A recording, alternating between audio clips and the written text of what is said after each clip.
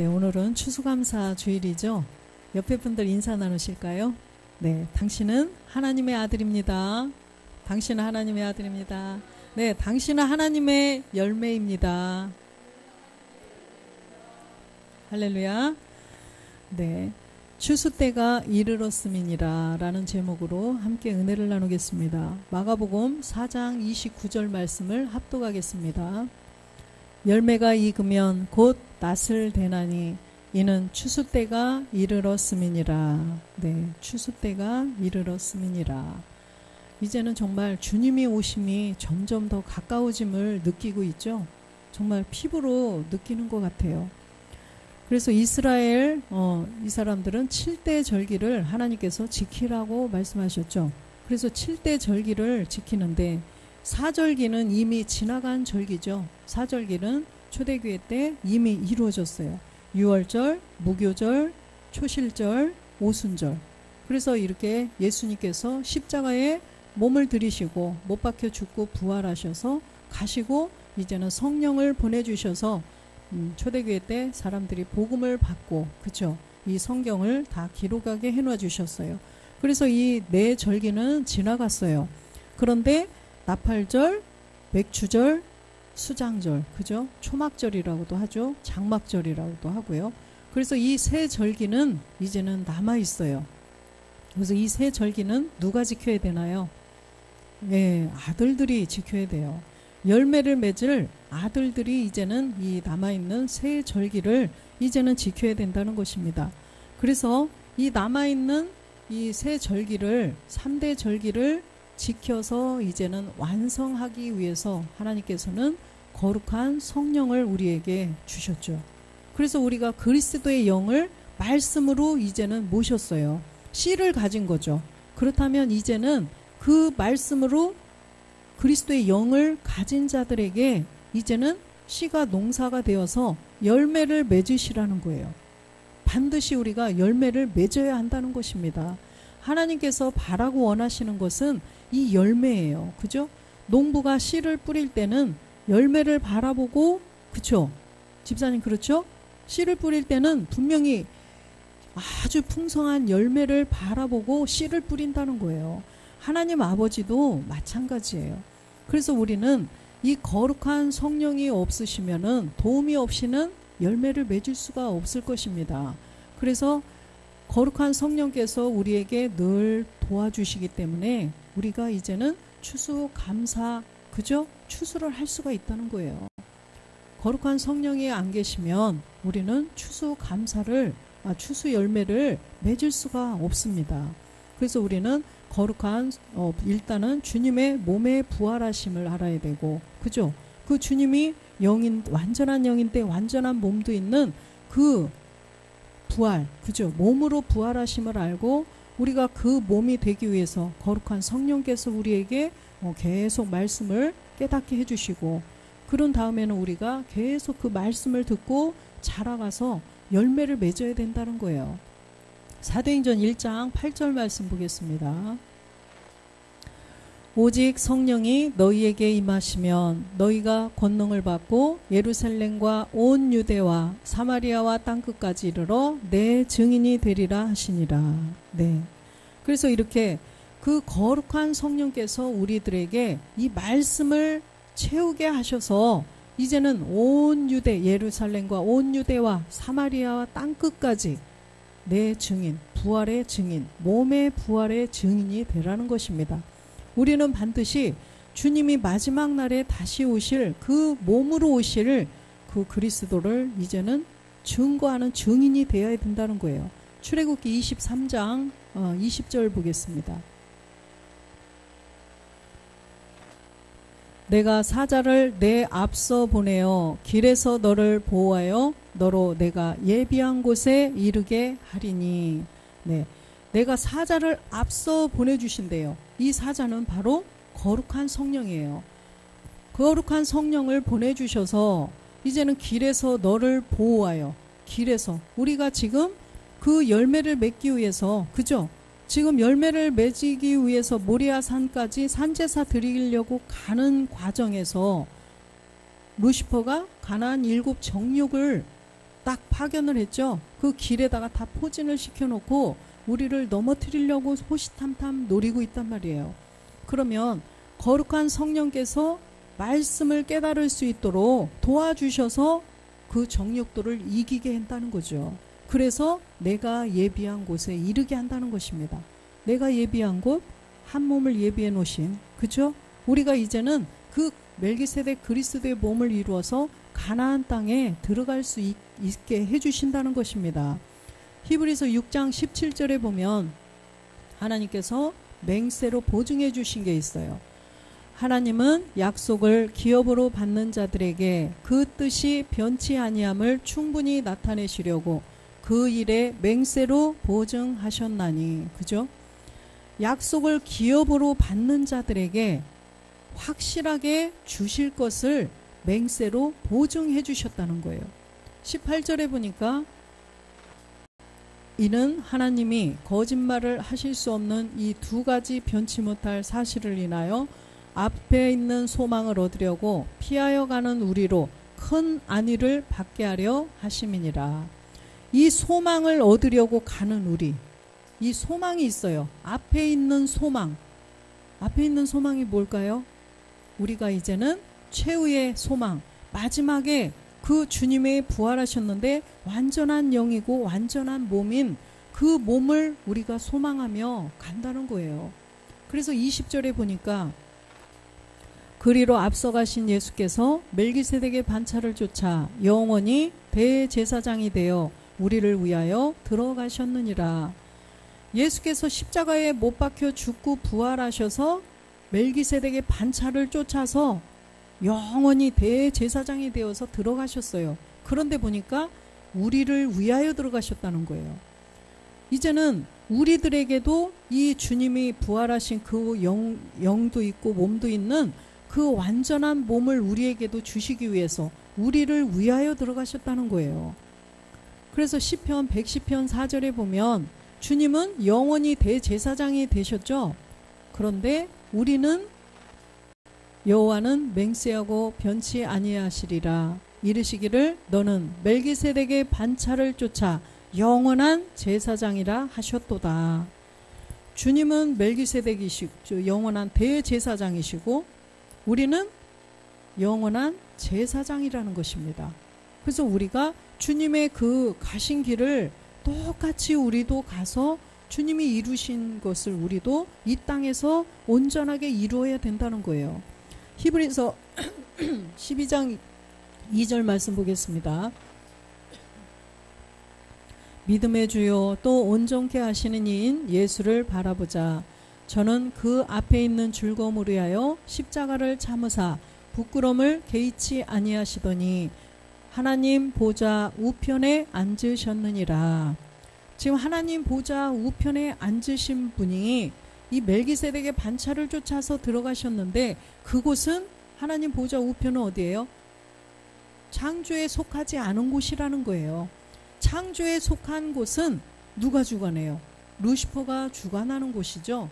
그런데 이 멜기세덱 그리스도께서는 창조에 속하지 않은 곳으로 들어가셨어요. 히브리서 9장 11절에 보니까 그리스도께서 장래 좋은 일의 대제사장으로 오사 손으로 짓지 아니한 곳 곧 창조에 속하지 아니한 더 크고 온전한 장막으로 말미암아, 그죠? 창조에 속하지 않은 더 크고 온전한 장막으로 들어가셨어요. 거기가 바로 참하늘 하나님 보좌라는 것입니다. 24절도 보겠습니다. 그리스도께서는 참것의 그림자인 손으로 만든 성소에 들어가지 아니하시고 오직 참하늘에 들어가사 이제 우리를 위하여 하나님 앞에 나타나시고 창조에 속하지 않은 참하늘에 이제는 들어가셔서 이제 우리를 위해서 그대로 거기 계신 것이 아니라 말씀을 계속 우리에게 말씀의 에너지를 거룩한 성령을 통하여서 깨닫게 하셔서 이제 우리가 열매를 맺으면 우리 안에 말씀이 육신에 가득 채워지면 호련히 변동될 수 있는 에너지가 있을 때 그때에 주님이 오신다는 거예요. 28절 보겠습니다. 이와 같이 그리스도도 많은 사람의 죄를 담당하시려고 단번에 들이신 바 되셨고 구원에 이르게 하기 위하여 죄와 상관없이 자기를 바라는 자들에게 두 번째 나타나시리라. 예. 주님이 이렇게 두 번째 나타나신대요. 두 번째 나타나시는데 이때는 우리가 죄와 상관이 없는 사람이 되어야 된다는 것입니다.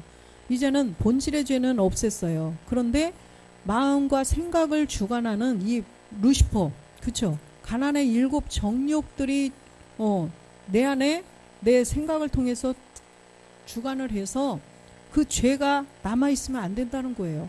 그 죄까지도 다 없애야 상관없는 자, 그런 죄와는 전혀 상관없는 자를 주님이 데리고 가시겠다는 거예요. 그래서 마가복음 4장 28절 보겠습니다. 땅이 스스로 열매를 맺되 처음에는 싹이요 다음에는 이삭이요 그 다음에는 이삭의 충실한 곡식이니라. 땅이 스스로 열매를 맺어야 된다는 거예요. 땅이 스스로. 그런데 보니까 그 이사야 11장 1절 말씀도 보겠습니다. 이삭의 충실한 곡식이 되어야 되는데 이새의 줄기에서 한 싹이 나며 그 뿌리에서 한 가지가 나서 결실할 것이요. 여기에 보면 이새의 줄기에서 한 싹이 나는 것은 이새의 아들 다윗의 혈통으로 온 예수 그리스도, 그쵸? 예수 그리스도께서 이 땅에 오셔서 그 뿌리, 이 그리스도죠. 뿌리는 그 싹이 났는데 그 뿌리를 보니까 그리스도, 창세 전 아버지 품속에 있는 그리스도라는 거예요. 그래서 그 뿌리에서 다시 한 가지가 나는데 그 가지는 바로 우리들이죠. 그래서 예수 그리스도를 통하여서 우리가 창세 전에 아버지 품에 있던 그 예수님의 본질 그리스도를 깨닫고 이 땅의 본질의 죄를, 우리의 죄를 없애주시려고 오신 예수 그리스도를 우리가 이제는 깨달아서 본질의 죄를 십자가에 못 박은 자들이 가지가 된다는 거예요. 그래서 가지가 나서 이제는 그 가지가 결실을 한다는 거예요. 그래서 이삭의 충실한 그 열매라는 것입니다. 그래서 우리가 그 결실을 해야 한다는 거예요. 이 가지들은 반드시 결실을 해야 돼요. 땅이 스스로 열매를 내는데 아까 반드시 그 한 싹이 난 이런 뿌리, 이걸 알지 못하면 열매는 맺을 수가 없어요. 그래서 이 나무에 가지로 꼭 붙어 있어야만 스스로 열매를 맺는 거지 붙어 있지 않으면 열매를 맺을 수가 없다는 것입니다. 그래서 우리가 이 복음이 성경 한 권 전체의 말씀, 창세 전에 아버지 품에 계셨던 우리 예수님의 본질을 깨달아야 되고 또 이 땅에 오셔서 우리의 죄를 없애주려 오신 예수 그리스도를 또 알아야죠. 말씀이 다 들어와야 된다는 것입니다. 그래서 우리가 말씀으로 그리스도의 영을 모셨으면 이제는 열매를 맺는 아버지의 말씀을 우리가 또 자꾸만 들어야 된다는 것입니다. 그래야만 열매를 맺을 수가 있어요. 그래서 마태복음 13장에 보면 4가지 밭에 대하여서 주님께서 비유로 설명을 해주셔요. 우리가 하나님의 아들이 될 것을 비유로 말씀을 하시죠. 마태복음 13장 18절 보겠습니다. 그런즉 씨 뿌리는 비유를 들으라. 예, 씨 뿌리는 비유. 19절도 보겠습니다. 아무나 천국 말씀을 듣고 깨닫지 못할 때는 악한 자가 와서 그 마음에 뿌리온 것을 빼앗나니 이는 곧 길가에 뿌린 자요. 그죠? 천국 말씀을 듣고도 깨닫지 못하는 자들이 있죠. 깨닫지 못하는 자들은 악한 자가 와서 그 마음에 뿌린 것을 빼앗아 가기 때문에 못 깨닫는다는 거예요.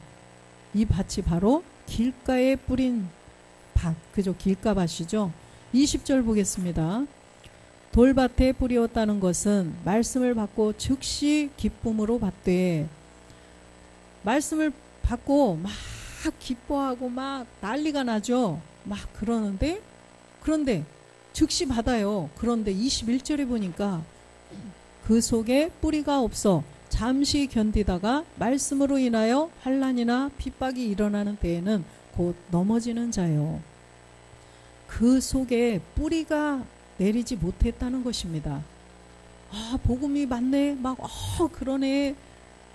이렇게 정말 기뻐하다가 뿌리를 내리지 못하니까 이제는 조금 견디다가 말씀으로 인해서 핍박이 오면 그냥 넘어진다는 것입니다. 옆에 있는 사람들이 너 뭔 소리야? 너 이단이야. 그거 이단인 것 같아. 난 처음 듣는 얘기야. 예수만 믿으면 되는데 왜 너 이상한 소리 하니? 그 사람들 이단인가 보다. 너 가만 안 되겠어. 그 말씀을 그분들도 모르니까 그렇게 말할 수 있어요. 그런데 성경을 보여주고 그분들을 알려주는데 말씀이 없는 거예요. 그러다 보니까 그 핍박으로 인해서 넘어져 버리는 거죠. 그런가? 그러면 가지 말아야 되겠네? 이렇게 된다는 거예요. 22절도 보겠습니다. 가시떨기에 뿌리웠다는 것은 말씀을 들으나 세상의 염려와 재리의 유혹에 말씀이 막혀 결실치 못하는 자요. 이 가시떨기는 지금 우리의 현 위치예요. 그죠? 그래서 말씀을 받고 잘 뿌리를 내리고 잘 가고 있어요. 그런데 가시떨기, 가시, 이런 정욕들, 우리의 옛 습성들, 이런 것들이 계속 이제는 자라지 못하도록 방해를 부린다는 거예요. 그래서 세상의 염려, 우리 자녀가, 우리 남편이, 우리 또 사업이, 우리 막 누가, 이렇게 주변에 있는 그런 주변에 있는 환경들, 이런 것들로 말미암아 정말 염려를 하고 그러면서 말씀을 듣지 못하게 자꾸 생각이 분산이 되고, 그죠? 또 재리의 유혹, 돈의 유혹이죠. 돈, 어떻게 하면 돈을 많이 벌까? 돈에 좀 많이 번다면 오늘은 조금 이렇게, 그래서 재리의 유혹에 말씀이 막혀버린다는 거예요. 말씀이 막혀요. 그래서 결실치 못한다는 거죠. 이제는 우리가 열매가 이렇게 맺어졌으면 계속 빛비춤을 받아야 돼요. 그죠? 햇빛을 계속 비춰서, 그죠 집사님? 열매가 이렇게 요만큼 맺어질 때는 비가 필요하지만 이제는 열매가 맺어졌으면 빛을 계속 받아야 열매가 점점 완벽하게 자라가서 그 빛깔을 내죠. 그러듯이 우리도 계속 말씀을 계속 받아야 돼요. 그러려면 우리가 예배의 성공자가 되어서 말씀이 있는 자리에 꼭 나와서 이렇게 결실을 해야 된다는 것입니다. 그래서 이 세상에 어떠한 유혹에도 다 물리쳐야 된다는 거예요. 열매를 맺기 위해서는. 23절도 보겠습니다. 그래서 우리가 이 가시밭에서 뚫고 나가야 돼요. 가시밭에서 이제는 좋은 땅으로 가야 된다는 것입니다. 그래서 이 네 가지 밭은 길가밭, 돌밭, 이거는 나한테는 해당이 안 돼, 이게 아니라 우리가 이렇게 네 가지 밭을 다 이루어야 돼요. 네 가지 밭을 다 거쳐서 분명히 통과해서 좋은 땅으로 들어가는 것을 말씀하시는 거예요. 말씀이 뿌려졌는데 나는 그냥 이게 아니라 말씀이 뿌려졌으면 그 말씀을 잘 이 악한 자가 뺏어가지 못하도록 잘 해서 우리는 여기까지 왔다는 거예요. 가시밭까지 와서 이제는 좋은 땅으로 이 모든 유혹을 뿌리치고 뚫고 좋은 땅으로 가야 돼요. 그래서 좋은 땅에 뿌리웠다는 것은 말씀을 듣고 깨닫는 자니 결실하여 혹 100배, 혹 60배, 혹 30배가 되니라 하시더라. 그래서 우리는 이 남아있는 3대 절기를 반드시 우리가 아버지의 말씀을 통하여서 완성을 해야 된다는 것입니다. 그것은 열매를 맺어야 완성이 되는 거예요. 그래서 이 추수감사 절기는 이제는 우리가 전에는 추수감사주일 그냥 막 이렇게 풍성한 한 해 막 이렇게 베풀어 주신 거 감사 이렇게 해서 이렇게 놓고 그냥 모르고 예배를 드렸었는데 우리가 이제는 점점 한 해 한 해 추수감사의 그 참뜻을 깨달았어요. 그래서 올 한 해 동안도 얼마나 많은 우리에게 이런 말씀을 주셨는지 정말 감사하죠. 우리가 정말 예전에는 초보의 말씀 예수가 그리스도가 되셨구나 이것만 알았었는데도 감사했어요. 그런데 점점 정말 더 깊은 말씀들을 그 빛비침의 말씀을 자꾸 주셔서 정말 내가 요만큼 말씀을 이만큼 깨달았구나. 한 해 동안 이렇게 많은 말씀을 깨닫게 해주셔서 감사합니다. 또 이 말씀을 통하여서 내가 말씀이 얼마나 있어서 가나안의 7 정욕들이 나를 막 미혹하고 할 때 내가 또 얼마나 물리쳤는가 한번 나를 돌아보는 시간, 그죠?